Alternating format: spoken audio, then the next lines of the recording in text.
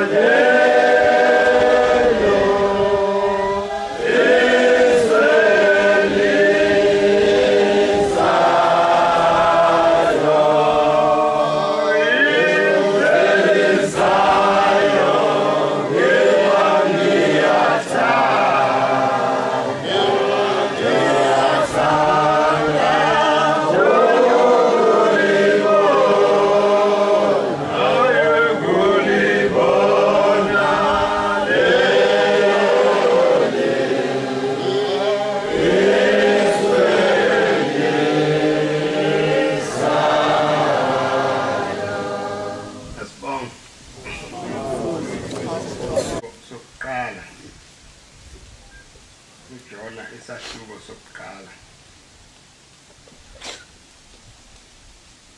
Kwathi labakhona izwi likaJehova kuye uJona indodana kaAmithayi lithi, suka uhambele eNiniva nomuzi omkhulu umemeze ngawo ngokuba okubi kwabo ukhuphukele ebusweni bami. Kanti uJona wasuka wabalekela eTashish ededa ebusweni bukaJehova wewukela eJopha, wafumana khona umkhumbi oya eTashish, wakhokha inkokhelo yawo wangena kuwo ukuya nabo eTashish ededa ebusweni bukaJehova. Wathi uJehova wathuma umoya omkhulu kulo ulwandle, futhi kwakhona isiphepho esikhulu elwandle. Wathi umkhumbi waphonsa ukufohlozwa, lapho abantu bolwandle besaba, bakhalela yilowo muntu kuye uThixo wakhe, baphonsela elwandle impahla yabo ebiphakathi komkhumbi, ukwenza kube lula kubona. Kepha uJona wayeshonile ngaphakathi komkhumbi walala esenobuthongo obukhulu. Lapho umbusi womkhumbi wasondela kuye wathi kuye, wenzelani ukulala na? Vuka ukhalele kuye uThixo wakho, mhlawumbe uThixo osikhumbula ukuba singabhubhi. Base bethi lokhu umngane wakhe, wenzani siphonse inkatho size sazi kungenxa kabani lobu bubi obukuthina. Lapho baphonsa inkatho, kwathi inkatho yamudla uJona. Labo bathi kuye, sitshele, siyakuncenga lobu bubi bukithina ngani? Umsebenzi wakho uyini na? Uvelaphi na? Liphi izwe lakho na? Ungowaphi? Ungowabaphi abantu wena na? Wase ethi kubo, ngingumHebheru mina, futhi ngiyesaba uJehova uThixo wezulu, owenzile ulwandle nomhlabathi owomileyo. Lapho lamadoda esaba kakhulu, athi kuye, wenzelani lokhu na? Ngokuba lamadoda azi ukuba wayebaleka ebusweni bukaJehova ngokuba wabe esebatshelile.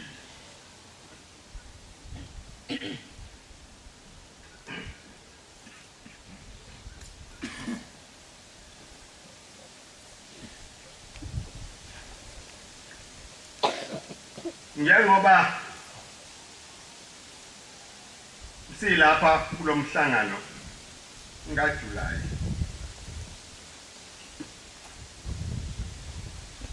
singabantu abathandiweyo.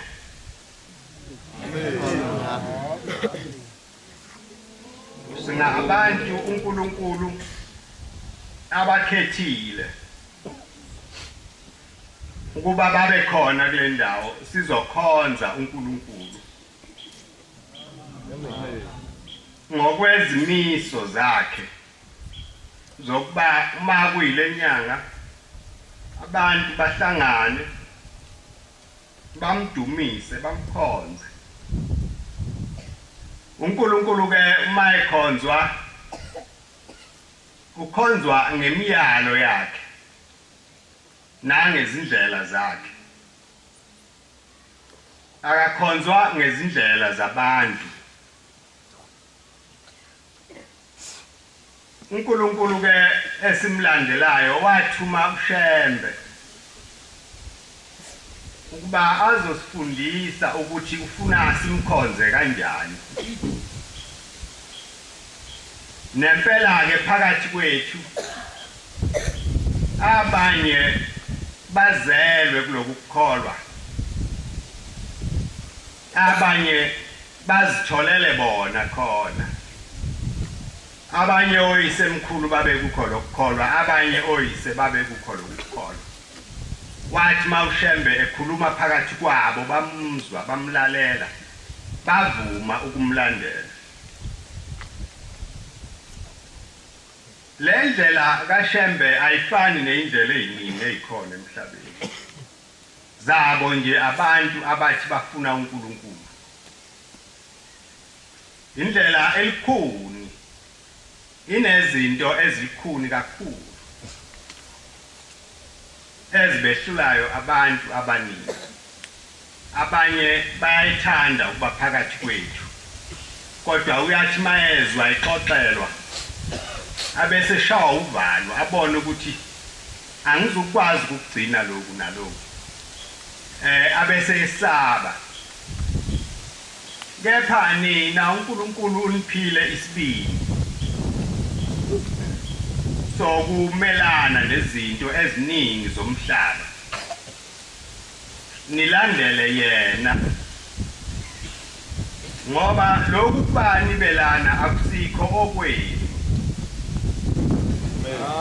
ngokwenu mhlawumbe ngabe nikwezinye izindawo ngokwenu mhlawumbe ngabe nenza ezinye izinto kodwa ngokukaNkulunkulu nikhona la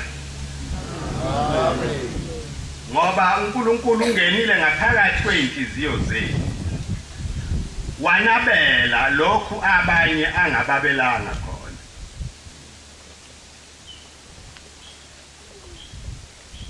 lokhu kuhlangana ke udumo lwakho luba luhle kakhulu uma lwamukelekile ezulwini lapha siyakhona la uShembe esibizela khona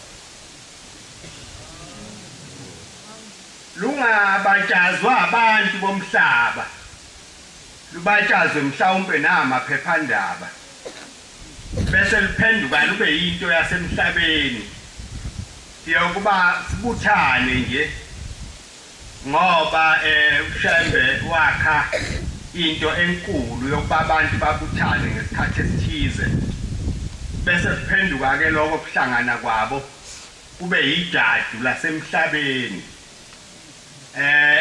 nezono zibe khona phakathi kwabo zizitshwe zingabonwa umuntu kube sengathi kuhle nje konke ngoba abantu baningi bazawuhlala bahlale njengoba behleli nje enkonzweni yesabatha abazukuzwa lutho bayile nje ngoba vele abenzi lutho sebeze bafike endaweni kaNkulunkulu pho bazokwenzani kulungileke abahambeke baye enkonzweni kusasa mhlawumbe sizawuhlangana futhi sigide sisine sikhiphe onke amandla esinawo namakhono ethu esinawo senzele ukuthi abantu abakhona babuke bese bethokoza abantu ngokusina mhlawumbe kwethu uShembe akasibizelanga lokho akasibizelanga ukuthi sizoba bethu akasibizelanga ukuthi sizothokozisana sisodwa zazikhona izinto zokuthokoza eindaweni lapha siphuma khona kodwa uShembe wasibizela ukuba sizokwamukela umusa wakhe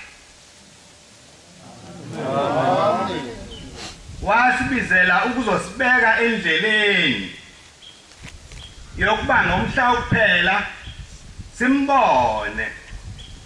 simbone noNkulunkulu lo owasidalayo le ncwadi ngifundile ikhuluma ngomuntu owayethunyiwe uNkulunkulu emthuma kanti umthuma endaweni naye ayazelayo ububi bayo wathi mayezibuka wazeya wathi laba bantu engiyakubo bazongizwa yini yoba ngingedwa nje ngizawukhuluma kanjani nedolobha lonke lezoni lezi zoni zazingaqalanga ziyizoni zayiqale ziyabantu abalungileyo abafanelekile nabakhethiwe uNkulunkulu. Uma kwakungenjalo wayengeke amthume uJona. Umthuma nje uJona ngoba kwakukade kuabantwana bakhe. Njengoba esho la esihlabelelweni ethi usibuyisele sibe abantwana bakho njengoba sasingabantwana bakho kakade. Uma uNkulunkulu enganazi ningekho enhlizweni yakhe anganiyeka nje nibhubhe nize nibe umlotha. Kodwa ngoba uNkulunkulu uyanazi unesivumelwano ngani asenza noShembe sokuthi ngiyakuthuma ngikuthuma kubantu bami bayeduka kakhulu bahamba ngezindlela zabanye abantu ngifuna uyobaqoqa. Ingakho ke nje ahlale anihawukele anihlunge njengoba enihlungile nje. Njengoba nilana nje uNkulunkulu nibizele indaba enkulu. Amen. Unibizele indaba yokuzophemba umlilo wakhe osulothile ulothiswa izono ezidliwa phakathi kwemizi ethi mayakhiwe kuthiwa ekaNkulunkulu. Kodwa uthi mawufika phakathi ungaboni lutho likaNkulunkulu ufice abadayisi ufice yonke imikhuba emibi eyenyanyekayo phambi kaNkulunkulu. Akukho okuyisono okungenziwa phakathi. Akekho futhi nokhuzayo. Akekho nobonayo ukuthi laba abantu bayona. Into enkulu udumo sihlangene ngalo sibaningi. Khona omzala bethu lana nezihlobo zethu. Futhi besivele thina sifike kanjalo la. Bekunendaba esayikhuluma nomzala sangayiqeda manje ke sesizohlangana sizoyiqedela la. Sizele ukuzoganisa abantwana bethu bathola abayeni namadodana ethu athole abalobokazi. Yona uShemba esibizele yona. Indaba yezwe elizayo ayisekho.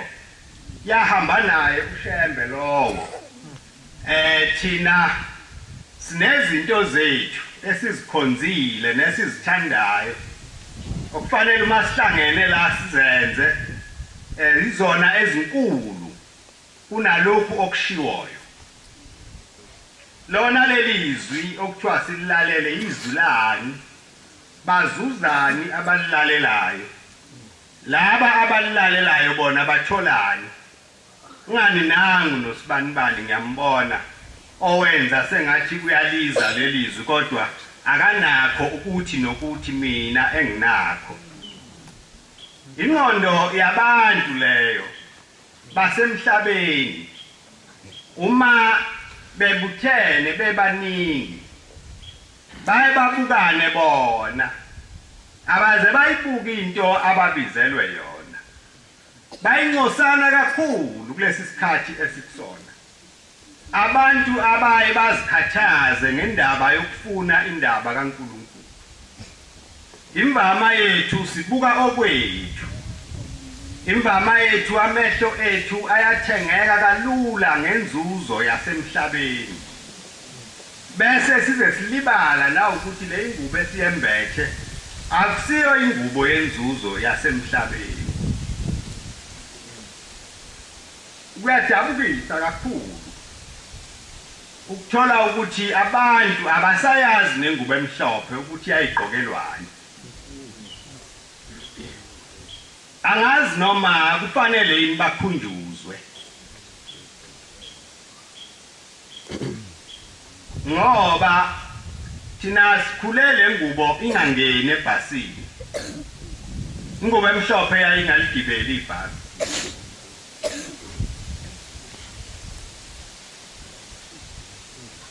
Yayingaligibeli ibhasi ingubo emhlophe. ngoba uma wehla la ebhasini nakhona ebhasini kunomuntu ozolayitha usiklidi la bheme abese phendukele kuwe naye ingubo yakho lemhlophe. uNkulunkulu omkhonzayo ulobani ngaleso sikhathi kwenzeka leyo nto uyabhale ukuthini.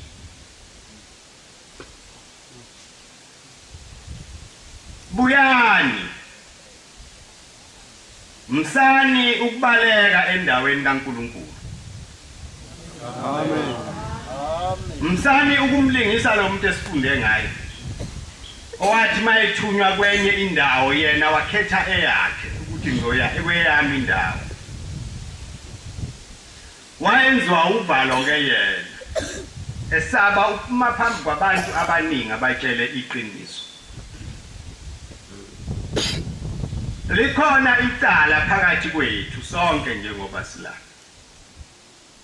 Ngoba ngesinye isikhathi ephakameni uthi baba la kuleli bandla abafundisi abasekho. Abafundisi abasele bane.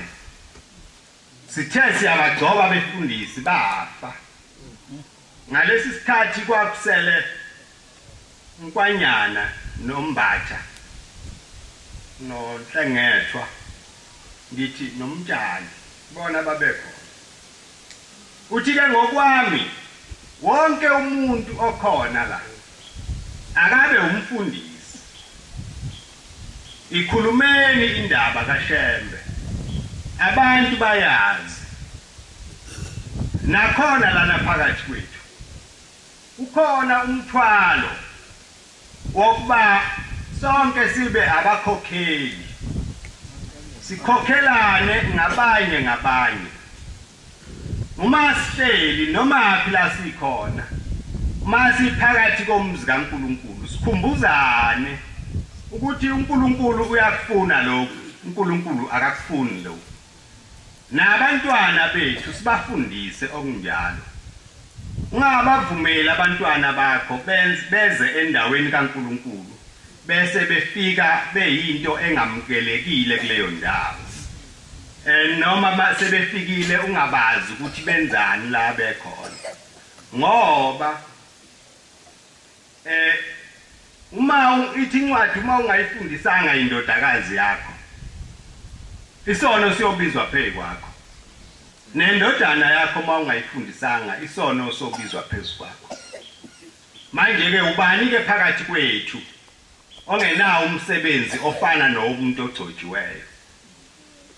Ngakumbi ke icala limandla kakhulu kulabo bantu abagcotshiwe. Uma begcotshiwe bese beyesaba ukukhuluma ngesono. uNkulunkulu ubhala icala. uNkulunkulu ubhala icala. Uyafana nawe noJona lo owathi ethunywe kwenye indawo wakhethe yakhe. uNkulunkulu ke akabayeki abantu abanjalo. Naye lo muntu wathi esegibela umkhumbi ethi uyabaleka. Kwafika isiphepho esinamandla. Sawuthatha umkhumbi lo kwabonakala ukuthi labantu bazobhubha bonke baphela. Base bethi cha akwenziwe unkatho ukuze kubonakala ukuthi lo moya osibulalayo kungani.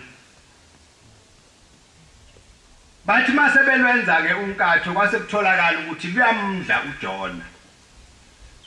Wena Jona ubekwa yini la? Uyaphi ungubani? Ukhamngaphi? Wakusiphi isizwe? Wayesiyayichaza. Wachaza noNkulunkulu amkhonzayo. Indaba enkulu leyo. Ukuthi njengoba uMnazaretha nje uhamba phi? La uhamba khona kufanele yini umuntu ogqoka ingubo emhlophe ahambe kuleyo ndawo na? Akuzokwenzeka lutho yini ozobuzwa ngalo ukuthi wena njengoba phakathi kwale ndawo nje uphuma phi ungubani ukhonza phi? Bese uphendula uthi ukhonza uShembe. kodwa utholakala endaweni ushemba athi ungatholakali kuyo. Lo muntu ke wagcina bemphose ngaphandle komkhulu ngoba abantu bethi cha asinakufa manje sibulawe uwe ubalekela uNkulunkulu ekuthumile ngoba manje awusalihloniphanga izwi likaNkulunkulu manje kubhubha thina sonke ngoba wena awulihloniphanga izwi likaNkulunkulu.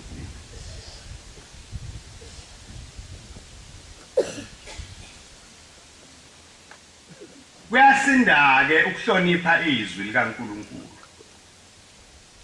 Abantu abaningi kuyabembuka noma elizwa wesinye isikhathi umuntu uyaye abambeke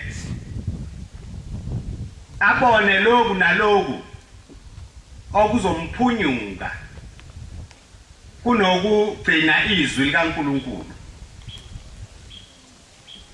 Abanye libaphunyukile izwi ngoba bebesaba ukuthi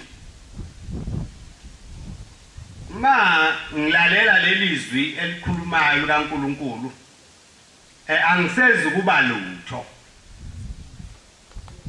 Abanye bathi hayi sawulahlekelwa izihlobo zethu. Abanye bathi sawulahlekelwa izingane zethu. Manje masifika ke lesi siphepho asizi ukukhuluma konke lokho.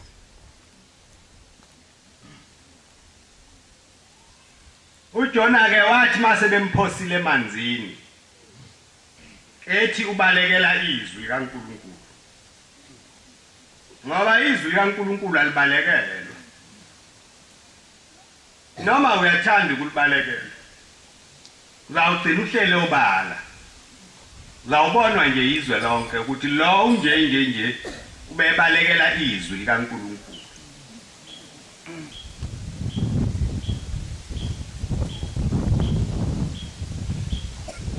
Namuhla basabanjiwe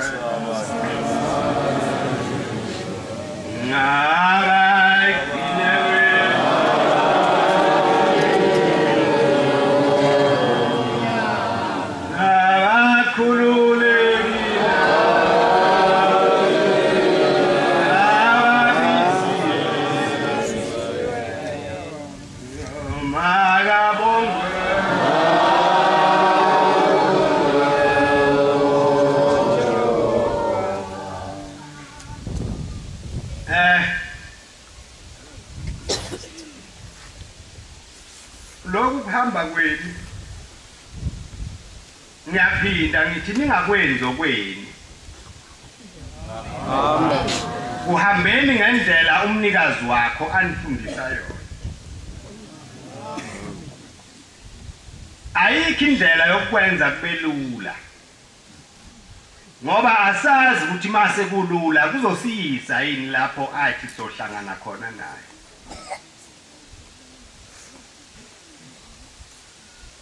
Ithi ingoma elibese thweswe thina inkosi ijoka lemphefumulo. Kodwa njengoba silana nje sonke savuma salethwala leli joka. Singeze salethula. Noma lisinda linjalo. Msana ukuhlubuka.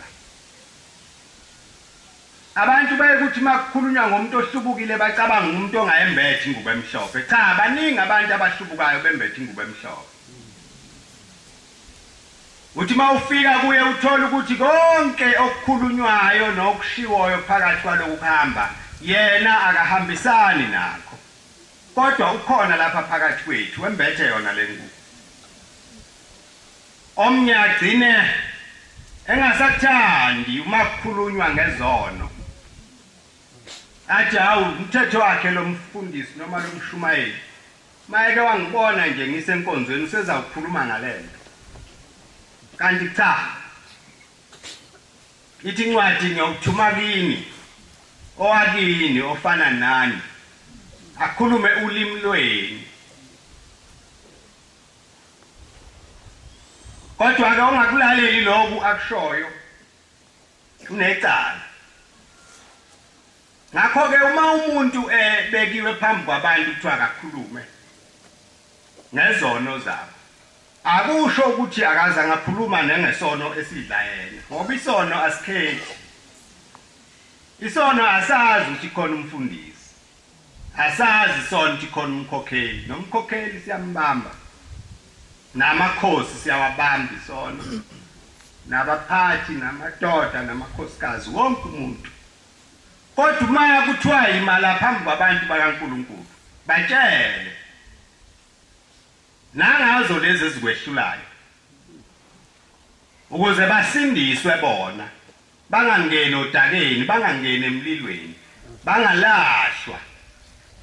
Bese kutholakala ukuthi abantu balahlwa nje, wena owawuthunywe ukuthi ubavuse awukwenzanga lokho. Wathi mawuthunywa wathatha indlela eya ethatha ona into ngaphakathi kwethu esivuselelayo, esikhumbuzayo ukuthi konje uShembe wayisiqoqeleni. Yini le uShembe ayisibizele yona? Wathi siyohlangana ngoJulayi sizokwenzani? Yini okufanele sikhulume ngayo?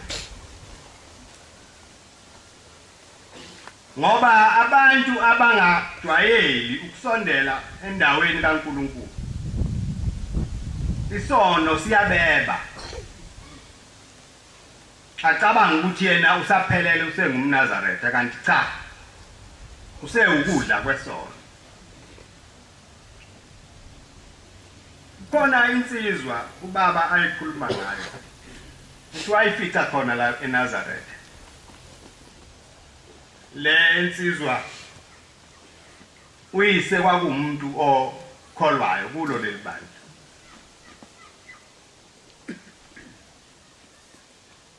Wayesehamba uyise emhlabeni, kwakumuntu omi kahle, eneyinkomo, enamasini, konke izinto zakhe wayeseyishiya la endodaneni yakhe, nayo ikholwa eyumNazaretha. Uthi ubaba kwahamba lo muntu angabe ngisambone enhlanganweni. Uthi ngithe ngifikile ngakubo ngase ngimbona, wafika wazongibona. Uthi ngase ngithi awusibanibani, uvumelana ukuba inhliziyo ikuvilaphise na? Angisavami ukubona ezinhlanganweni. Wayesethi oh baba, ngiyabambeka, ngibanjwa izinkomo, ngibanjwa izimbuzi, nabafana bami basebancane, manje angikwazi ukushiya lezi zinto ngize endaweni kaNkulunkulu. Wayesethi baba cha, zonke lezi zinto ezibalayo ziyedlula, zinamsebenzi. Umuntu akangabanjwa yilezo zinto abese egcina engezi kuNkulunkulu. Ngesinye isikhathi bokushiya nje nakumakhosikazi akho akubhekele, nakubafowenu uhambe uye kuNkulunkulu. Base behlukana ke ubaba nalomuntu ngaleso sikhathi. Lo muntu ke bathi waye umuntu omnene. Kwabuye kuthi noma kudlula abefundisi emzini wakhe, abahlabisi noma imbuzi noma imvu, waye umuntu okwazisayo ukuphatha kahle abantu. Ubaba uthema esembuza futhi kubantu bangakhona bathi cha, uyabonakala einkonzweni mhlawumbe zika 23 uyaba khona. Uthi ke kwadlula isikhashana, kwase kufika umfowabo. Wathi baba, njengoba ngilana nje ngizobika umfowethu ugula kabi, angazi noma ngiyomfica esekhona yini. Hawu wenze njani na? Wathi cha, ugwazwa isibhobo. Manje lesi sibhobo simgwaza kabi, uhlanza negazi. Wayese hamba ke lo muntu esephinde emva uthi ubaba kwadlula isikhashana wezwa ukuthi lo muntu akasindanga uthi ke kuthenga ilanga kwaseqhamuka amakhosikazi akhe lo muntu amabili wayinamakhosikazi amabili engakahlambuluki esagqoke ingubo lezi basebeza kuye ubaba wayesebuza ukuthi nizosondela kanjani ngoba nihlambulukile na kwase kuphendula lo mdala esethi cha Nkosi sithunywe umuntu wakho uthe asiboza kuwe noma sinje ubaba wayesesukuma la ehleli khona eseyakuboke kulabalobokazi wayesekhuluma ke lo mdala wathi baba lo muntu wakho uvalelise ngezwi elibuhlungu uthe ucela ukuthi umfune umthole ngoba uhamba ahambe bese kuba mnyama indlela angayiboni wayesebuza ubaba ukuthi okukhulu akukhulumile yini uthe isono sini lesi esenza ukuba indlela angayiboni uthi ke umkakhe uthi wathi mayihamba uthi kwaseqhamuka uyise omzalayo wakumuntu oqotho kakhulu uyise omzalayo uthi hamba noShembe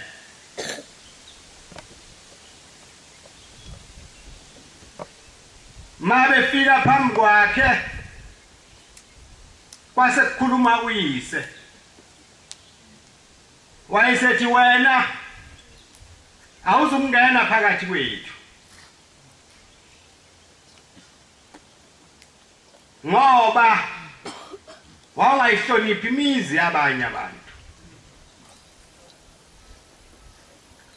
lo muntu kwathi ngokwandelwa imfuyo nokuba nazo zonke izinto nasemasimini kwakumuntu okhuthele wayalime abe nokudla engaswele lutho ehamba ezelusela la phakathi kwemizi yabantu kanti kuvakashela idimoni likaSathane wokungayihloniphi imizi yabanye abantu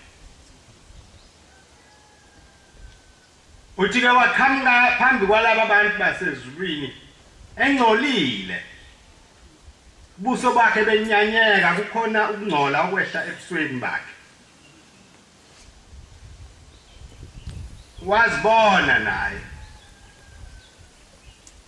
wayesethi kuyise ngeke ungene phakathi kwethu ngoba wathi ngoke lokhu ukuvilapha kwakho ukungayi einhlanganweni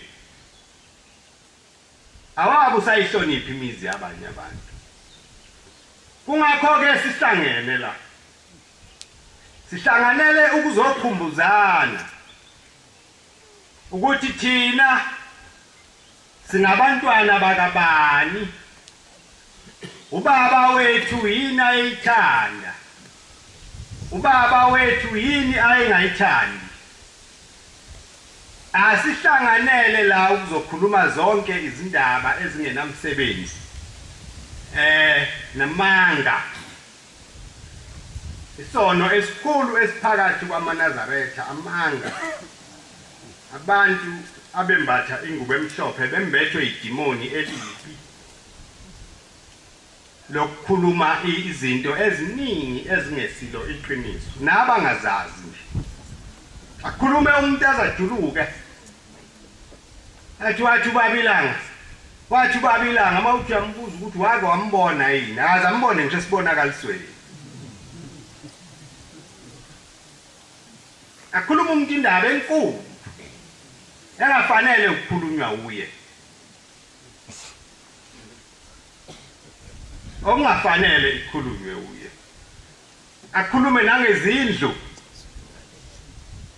angazi noma ezikamayekisa noma engabani lezindlu akhuluma ngazo kodwa khuluma chaza azajuluke khuluma amanga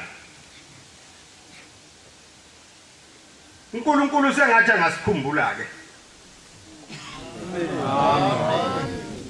singamdumazi uShembe. uShembe uhluphekile kakhulu. Engahlushwa ukweswela. Wayengaswele. Kodwa umphefumulo wakhe wawukhathalele thina. Engenandaba nazo zonke izinto zomhlaba. Ekhathalele thina nje.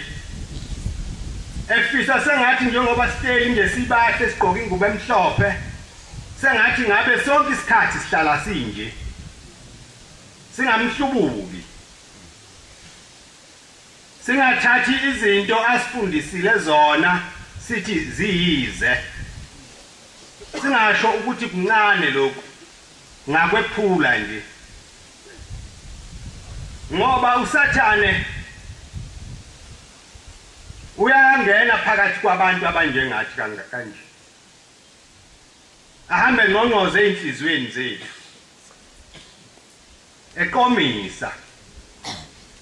Esibuza ngabanye ukuthi usamthanda uNkulunkulu na? Usagcinile yini lokathi kugcine? Kanti isiphuphuku yini wena? Awubaboni labo sibanibani nosibanibani beyithokozisa ngalokhu nalokhu. Wena usalokhu uhleli kulezi zinto owayifundiswayo. Wehluke ngani wena kwabanye abantu?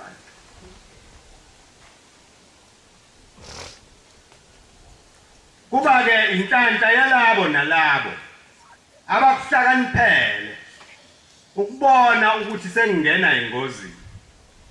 Umuntu enze indlela yokuba aphephe. Ziningi indlela zokungena ebupini. Kwesinye isikhathi uye ungene ngokuthanda umuntu othize. Angene ngaphakathi enhlizweni yakho. Lo muntu ke uzawuthi mayese ngena umoya okuhlubuka. Ahambe nawe. Ungabe usambona ukuthi usiyalahleka manje. Nibothi manihleli nihlale ngokukhokhelana. Amen. Ngesinye isikhathi uthi baba ekhuluma noma mayikhuluma nabo kuyena babe yingane zakhe. Uthi ninamantombazana mani hleli nodwa nibovama ukuliphatha igama lami ukuze uSathane angahambeli phakathi kwenu. Nami ke ngiyanabela leso sinkwa. Amen. Ngoba isinkwa sokuphila. Uma nihleli njengoba ningena nje. Nibothokoza uma nikhuluma indaba kaShembe. Uma ukhuluma indaba kaShembe ungayizwa nendlala. Ungomi. Uphelele uzwe ukuthi ngiphelele manje. Lento engikhulumayo ihamba ngaphakathi kwegazi lami lonke. Nengqondo yami iphelele kuyo. Noma kufika ukuhlabelela uhlabelele. Makufika ukusina ukusine. Sine ngomphefumulo nangenyama nangakho konke. Wenzele ukuba amadimoni angajwayeli ukusondela eduze kwakho. Indaba kaShembe inkulu. Ayikabi bikho into esike sayibona engangendaba kaShembe. Indaba kaShembe ayipheli. Njengoba siyikhuluma nje siyawuze sihambe emhlabeni sishiye khona. Yawusala ikhulunywa noma sesingasekho. Njengoba nobaba babeyikhuluma. Abahambanga nayo bayishiya ngoba yifa labantu abathanda ukuphelela kuNkulunkulu. Uma ke uNkulunkulu enilethele lelifa lasezulwini. Libambeni ngezandla zombili. Ningalibambi ngasandla sinye. ngoba uma uliphatha ngesandla esodwa lizokuphunyuka. Uzothi uthi uyasivula isandla uthole ukuthi awusaphethe lutho. Ningavumi usathane angene phakathi kwenu. Niboze xwaya izinto ezilwa noshembe. Nabantu nje abakhuluma ngokunganaki uma bekhuluma ngoshembe nibo besaba.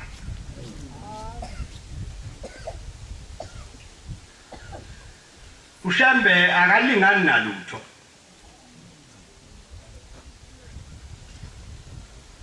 Akekho nomuntu wake waba njengaye. Akazange afane namuntu.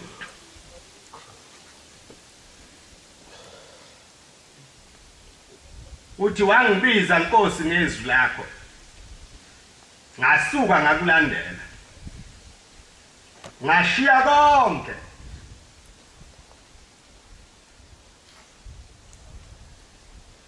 Ngashiya konke nemfuyo yomhlaba ngayishiya.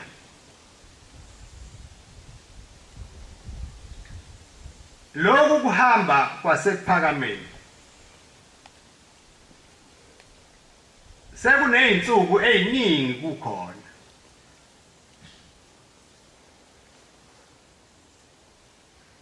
Nabantu abathi bayabhala ngakho. Imvama baye bakhulume izinto ezingaphandle. Abakwazi ukungena emongweni wakho bakhulume ngakho. Ngoba abantu basemhlabeni bayehluleka ukukhuluma ngomoya oyingcwele.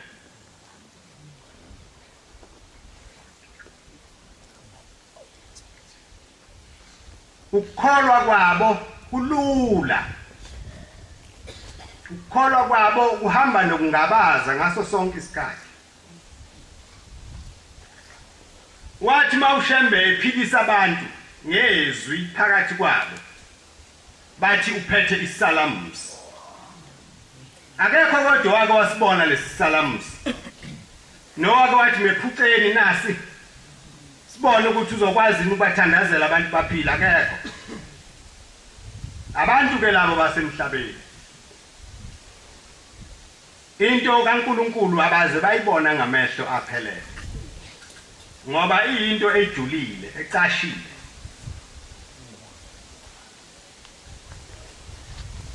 Abanye uyathi uNkulunkulu mayemphe into akade icela. Akala dawu, mhlawumbe kuqondene nje. Bengivele nje sengizomthola umntwana. Awu suka. Sengaze ngithi ushembe. Hawu, hayi. Nangu nje noma sibanibani wamthola engazange aye kushembe.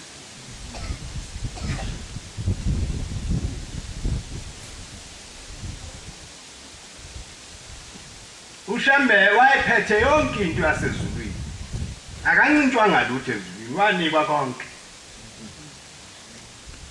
Nomoya oyingcwele wayewuphethe, wawukhona. Amen.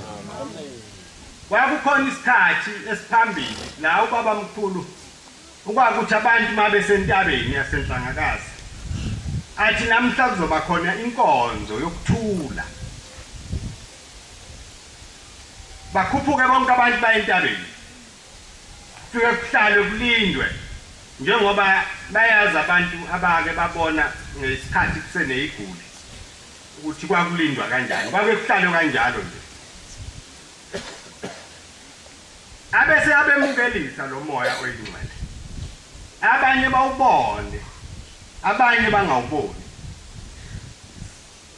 Abanye bawuzwe ukuthi kukhona into eyenzekayo. Uthi umfundisi umngoma wathi mayengena esangweni lomuzi wasekuphakameni. Uthi wezwa kwehla umthwalo lapha emahlombe akhe. Uthi wawuzwa lo mthwalo uthi dinsi.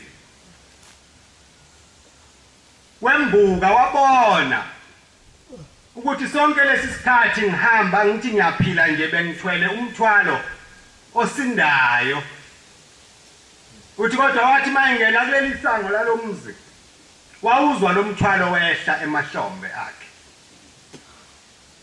nathi sifanele ukuba uma siphambi kaNkulunkulu sizwe ukuthi khona amatshe ehlayo emzimbeni nasemoyeni nasengqondweni zethu ngoba uma singezwa lutho siseduze kakhulu kokuhlubuka uma singaboni lutho sizoba yifa lesono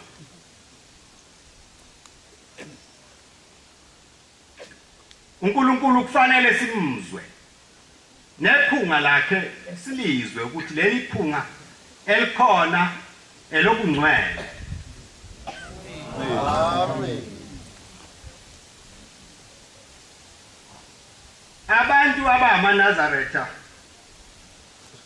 abantu okufanele bahlale behlambulukile ngaso sonke isikhathi ngoba izinto eziningi ezinengekayo uShembe wathi abaphume kuzo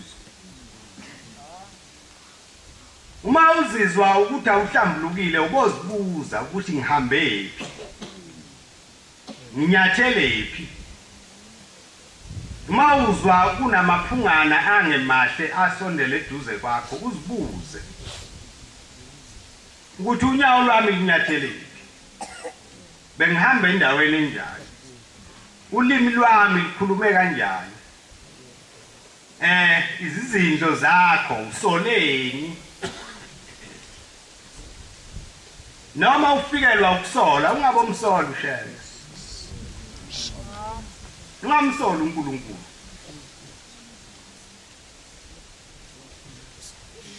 ungameyamanisi nezinto eziningi zomhlaba akahambi kulezo zinto ningalibali ukuthi njengoba sihlangene lana nje sihlanganiswe indaba yomuntu ongabonwa lo Shembe sikhuluma ngaye akusiye umShembe obonwa ngamehlo enyama kodwa abantu abanamehlo omphefumulo baye bambone abangenawo amehlo omphefumulo abamboni indaba yenu isekusithekeni ngoba isihlabelelo senisithi sifuna indlela ekhaya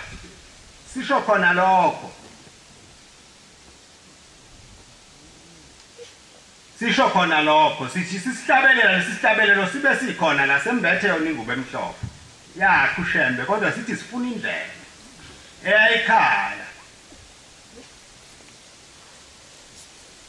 ngoba silwa nesono esifuna ukudla umphefumulo yethu silwa nokuthi singazingcolisi angathi uNkulunkulu uma esibizile wasibizela phambi kwakhe sitholakale sesinamaphunga amabi sesingcolile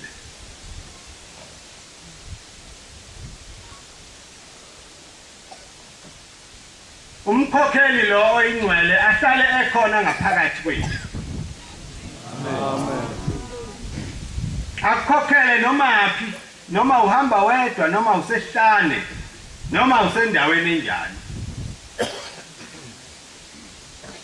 uthi mawunyawo lwakho lifuna ukunyathela esonweni asheshe afinyelele kuwe ukukukhumbuza ukuthi cha wena awusiye umntwana wakuleyo ndawo umsukunyathela lapho nawe bese kuyavuma ngaphakathi kuwe ukuba usuke endaweni engalungile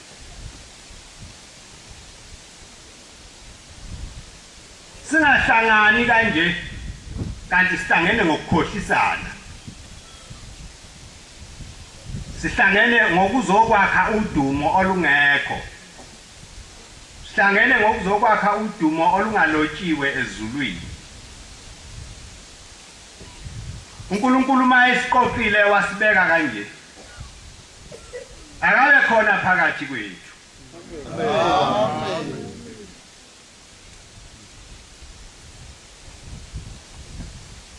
Sithi masilwa nenhliziyo asiphe amandla akhe asezulwini okuba siphumelele ukumnqoba uSathane.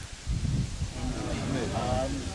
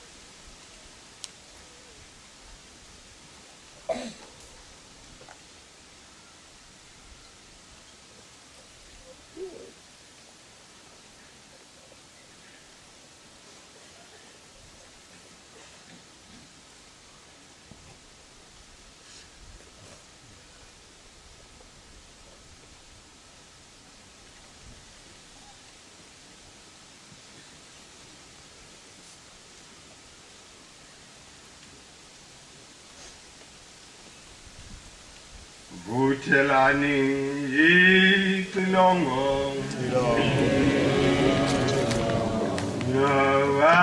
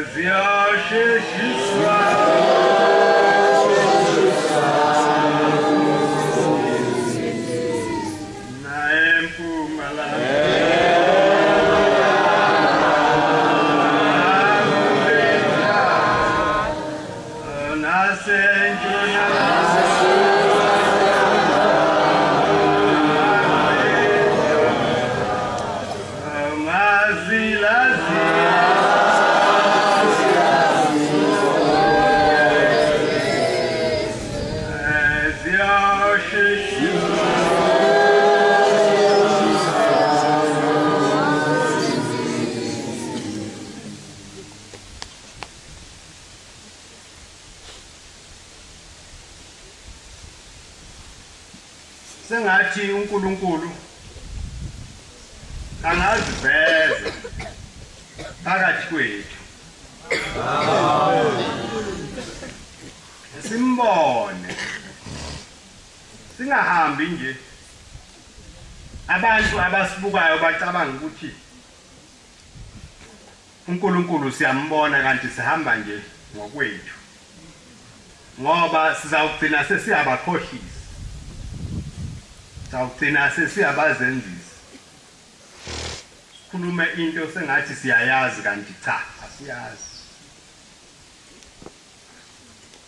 Lo uNkulunkulu washembeke selokhu ehla ezulwini. Abantu abalihloniphayo izwi lakhe bayambona. Abantu abayigcinayo intando yakhe bayamuzwa. Abantu abakulandelayo ukuhamba kwakhe uhlala njalo eseduze kwabo. Amen. Sengathi uNkulunkulu angasenza siphelele. Amen. Uma siphelele siyawubonakala naseyindaweni esiphuma kuzo. Ngoba kufanele mase kuthwebizana abantu bakaShembe bazothandaza. Kube khona umehluko. Ngoba owethu uNkulunkulu uhamba nathi ngesikhathi sonke. Akusiyena uNkulunkulu obhalwe ezincwadini kuphela. Bese nithi mase nifundile nashiya lapho naye asale khona lapho kulezo incwadi. uNkulunkulu ohamba nathi. uNkulunkulu okufanele emzini yethu masihlezi abe khona. Amen. uNkulunkulu ukuthi masihamba ezindleleni noma ngabe siye emsebenzini abe khona. Nalapho usebenza khona umuzwe uNkulunkulu omkhonzayo.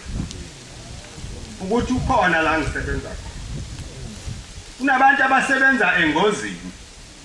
Abaphatha imishini emibi elimazayo. Kodwa uma unalo uNkulunkulu ehamba nawe ngesikhathi sonke uyaphepha. Amen. Uyakuvikela ezintweni eziningi. nezinye izinto ziyisale zenzeka sewedlulile uyawubonge bani uyawubonge inkosi ngiyabonga ngoba ungiphephisile lokhu kusebenza kwami okuyingozi ngibuyile ngingenalutho nibokuqaphela lokho nivame ukumbonga uNkulunkulu ekuvukeni nasekulaleni amen nakuyo yonke into eniyenzayo noma uhluphekile bokwazi ukuthi ukuhlupheka into yawo wonke umuntu mawuhluphekile uhluphekele uNkulunkulu ungamsoli ungasho ukuthi mina Nkosi awungithanda uthanda usibani bani cha uzibike uthi Nkosi uyangibona yini ukuthi ngihluphekile noma uzizwa ungathi ungcolile unecala ubuza uthi Nkosi uyangibona yini ukuthi ngingcolile Nkosi ngigeze mhlambulule ngifanele ukuba umntwana wakho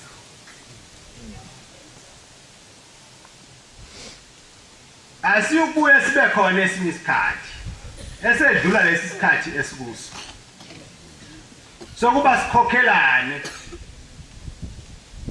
sibuyisane sifundisane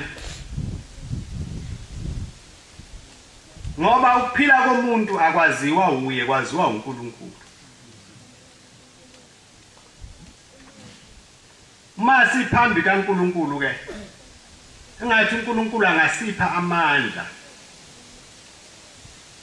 asiphe nendlebe enhle yokulalela sizwe siqonde amandla okuhamba phambi kwakhe ngokwethembeka nangobuqotho nangokuzethemba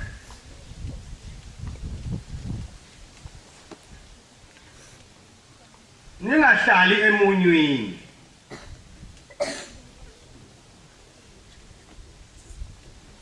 ningahlali ekungabazeni nihlale kuNkulunkulu mayinibheka athokoze ngani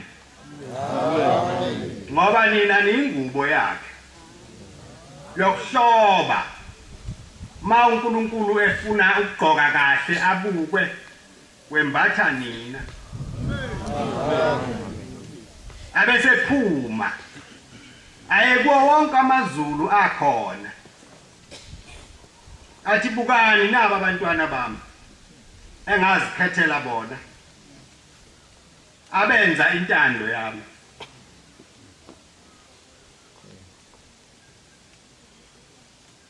lesi sihlabelelo esithi ngiyakholwa kuyise onamandla wonke le ngubo uShemba akhuluma ngayo yini leyo manje ke ubani phakathi kwenu ongathatha ingubo engcolile agqoke abesethi uswenkile abesethi abantu abambuke akekho noNkulunkulu eke ma efuna ukugqoka akangasweli ukuthi uzogqokani ngoba nikhona nina ningazingcolisi ningazingcolisi nikwazi uShemba ngakufuni nikubalekele nikugweme sengathi ke lokhu kuhlangana kwethu kungangaba okwethu ngathi ngaba okwakho uShemba lokhu kuhlangana kwethu akulobe encwadini yakhe engaziwa muntu lokhu kuhlangana kwethu singakulibali sikukhumbule nangelinye ilanga ukuthi uNkulunkulu wake wasihlanganisa kulomuzi ngoba kukhona into afuna ukuyenza ngathi esingayazi angifuni ukunikhohlisa ngithi ngiyayazi cha kodwa umoya wami ufikelwa ukuthi njengoba nilana nje khona into uNkulunkulu afuna ukuyenza ngani amen sengathi ke uNkulunkulu anganenza nivume ukuba enze leyo ntando yakhe esingayazi ngani ngoba angazi ukuthi unikhethe kanjani mhlawumbe aniboni emva kweinsukwana nizoba seningangolwandle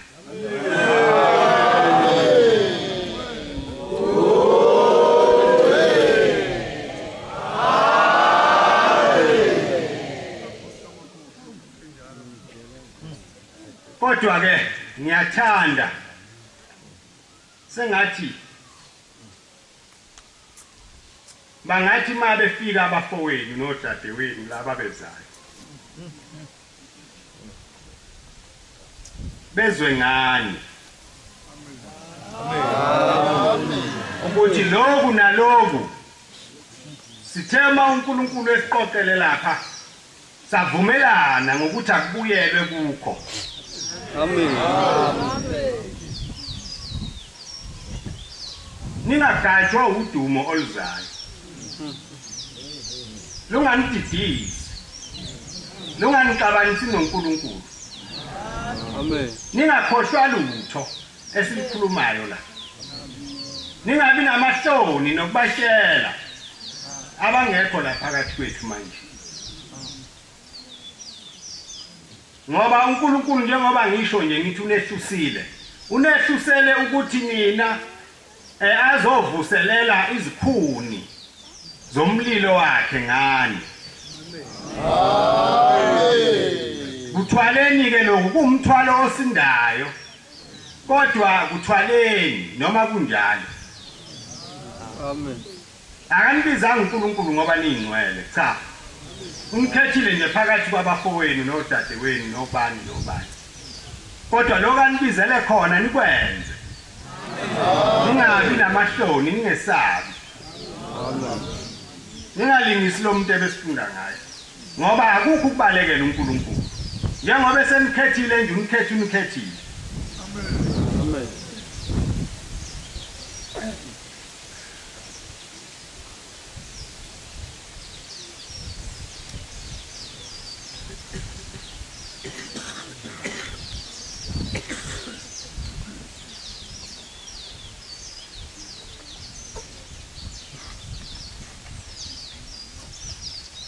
Ingoma yekhulu namashumi ayisikhombisa nesishagalolunye 179. Inkosi ibusise ukuphakama lonke. Amen.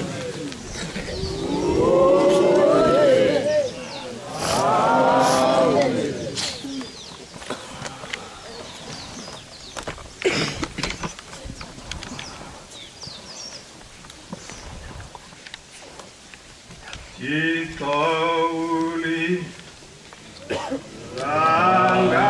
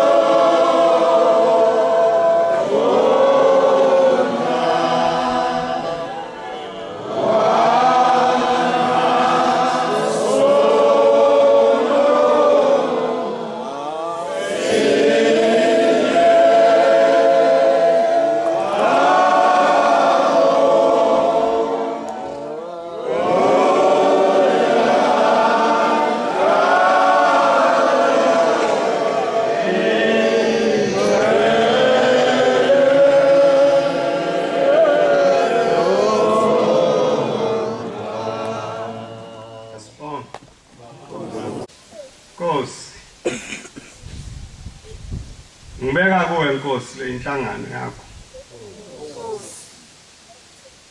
Naba Nkosi abantu bakho beze kuwe. Bazoloba Nkosi amagama abo. Siyacela ke Nkosi ukukhonza kwabo ukubone. Ukuhlangana kwabo Nkosi ukubusise. Ubeke Nkosi ezingqondweni zabo igama lakho. Ubeke Nkosi olimini lwabo udumo lwakho. Ubeke Nkosi emoyeni wabo ukwazisa imithetho yakho. Siyacela ke Nkosi usifundise ukuthi wena ukhonzwa kanjani. Singathi Nkosi masihamba indlela yakho sihambe sodwa. Seluse Nkosi sibe izimvu zakho. Usiyise Nkosi emanzini okuphumula. Siyise nasemadlelweni alihlaza. Imoya yethu Nkosi ingadini. Imoya yethu ingesweli. Ubukhona bakho sibuzwe Nkosi emqondweni nasenyameni yethu. Iphunga lakho Nkosi lisinukele njalo. Ungasuki Nkosi phakathi kwethu. Ungasenzi Nkosi sibe izintandane.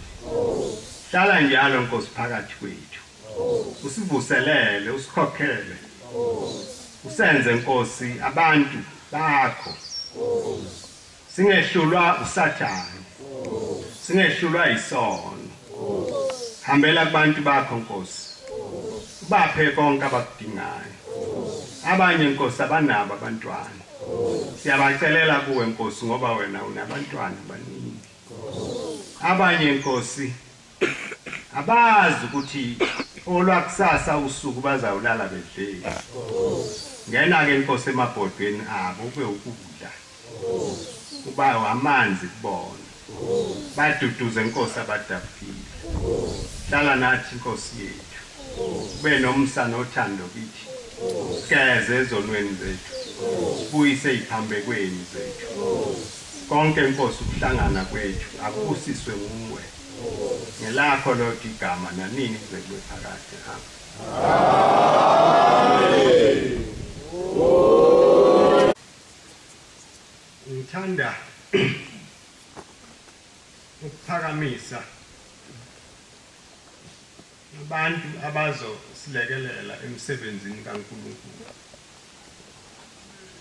Amen.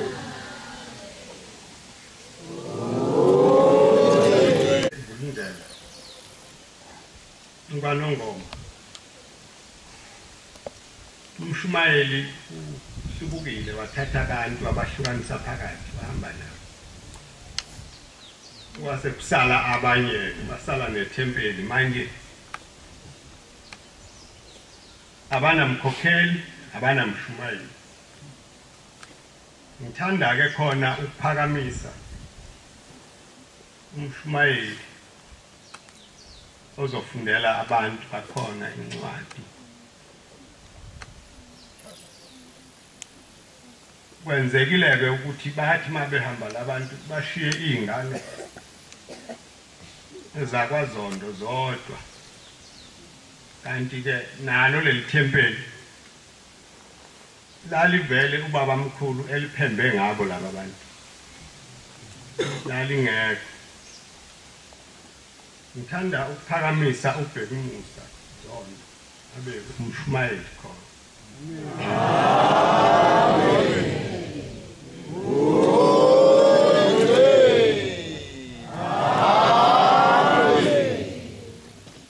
No Thuthukile Zondo abe umkhokheli wamakhosikazi. Amen.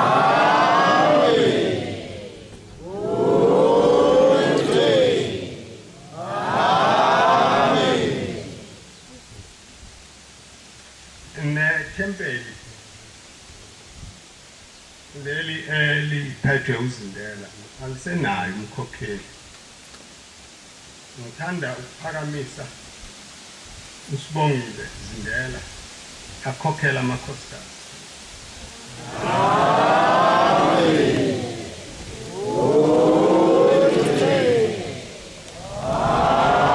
Amen. Lapha ya kwajiyane emshindweni umshumayeli nomkhokheli bahambile bamsubuka umfundisi manje kushushekiwe nakhona size satsheleka umshumayeli welini ithempeli ungulunga sakhe senzele umsebenzi kodwa uzobuya buyele ethempelini lakhe ngakho ke sizobeka uNtokozo Madlobha abe umshumayeli khona.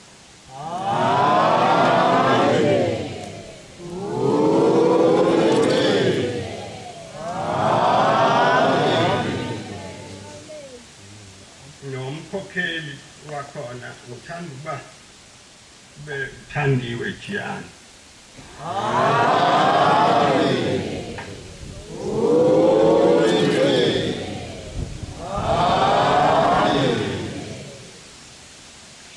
Khona umshumayeli la osebenzile kakhulu ngalesikhashana sokudidizela uduma wasevula amasango encenga abantu ukuthi cha hlalani nemnikelo yenu sizoyihlukanisa kube khona yasethembezindle kube khona eyakwenye indawo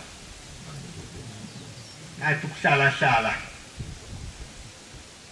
umkhokheli wayesebona ukuthi hayi ungcwele bakhe kuzawungcola akaphume phakathi kwalaba bantu abangahlambulukile abalandela lenkosi emenyezelwe uThixo ukungcola lokho mawenza lokho kusukungcolile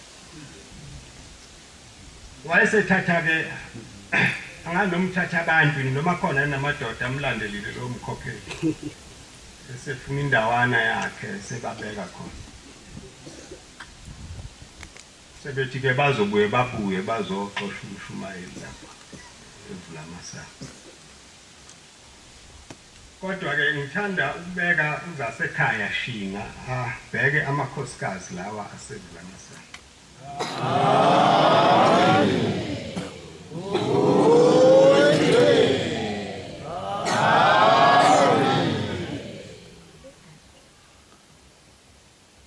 Na la egospel wenzeke into efanayo umkhokheli nomshumayeli abekho abantu bakhona abasazazi manje ukuthi baphume babheke kodwa ke ngithanda ukubeka usingile Chiliza abe umshumayeli.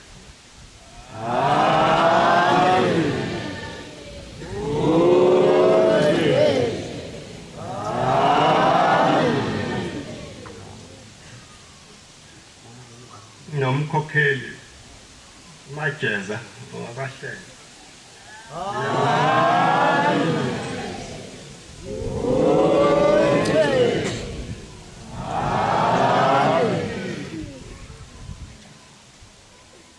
lapha ngaphesheya kukhona ithempeli elikhona kukhona abantu abebesonta khona bakhona nabo behlelwe yiso leso afika umkhokheli umshumayeli wabuya wahamba base besala ke labantu bala emthonjeni ngithanda ukuphakamisa uphila Mvubu. Amen.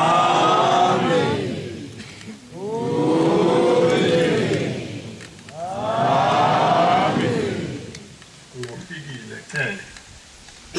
Amen. Na. Ngithanda kuba abe khona abantu abababhekayo labo bantu. Ngithanda ukuphakamisa uMthokozeni Gumede abe umshumayeli. Amen.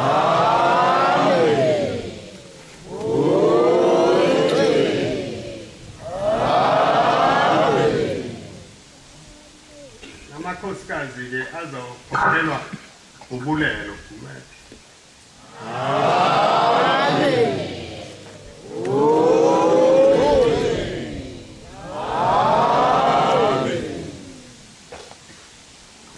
Kunethempeli lasentokozweni. Lo mkhokheli uthela uhamba uthingo wayese etsheliwe ukuthi uzoba umkhokheli. Wasekuphazamisa ke okwenzekayo wagcina enganyenyezelwanga. Ngithanda ukumemezela wasentokozweni uNozibanda.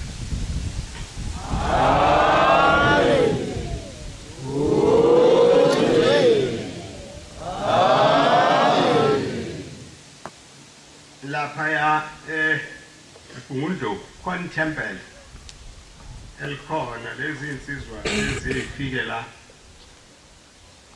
zaba namandla zakwazi ukugcina lisona kodwa nakhona abanamshumayeli abanamkhokheli. Ngithanda ukuphakamisa umshumayeli uSinethemba Khumalo.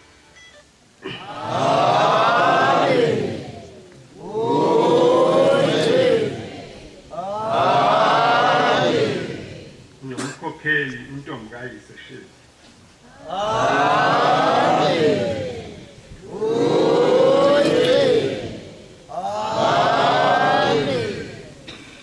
Laphaya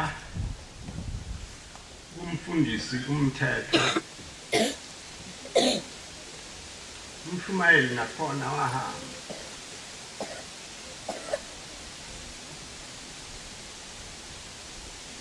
Babuya bazogxeka izindlu bathatha nezinto ekaNkulunkulu.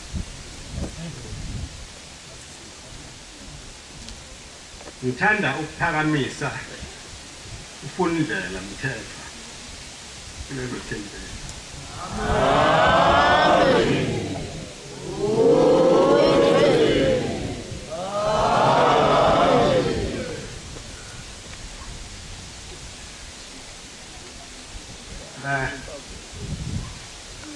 Kunabavangeli ababili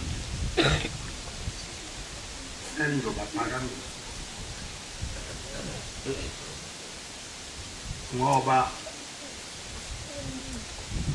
kwezinye indawo abavangeli ngizobakhuphula makufika isikhathi bakhuphukele ezifundeni eziphezulu.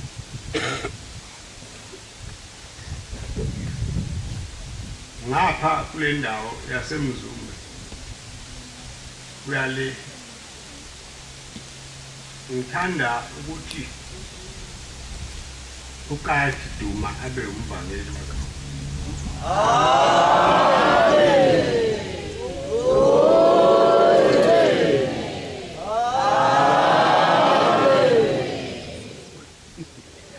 Ukhona umvangeli lokhu sengizokwenza nje umfundisi umthetho angikwazanga ukumbona engifuna umeba lapho umthetho manje ke ngizomemezela umvangeli ngizokutshela ukuthi ngizokwephutha bani ngizomemezela uzindela ubani igama lakhe abe umvangeli.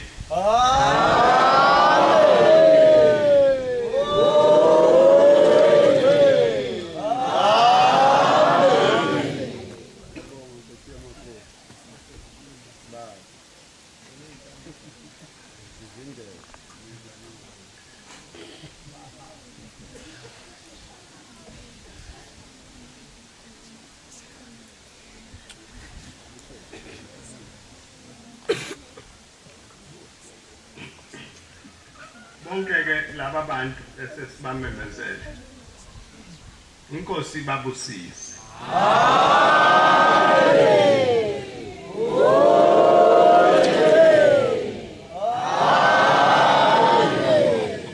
Ibaphe nesibindi umsebenzi kaNkulunkulu uyesinda kakhulu. Amen.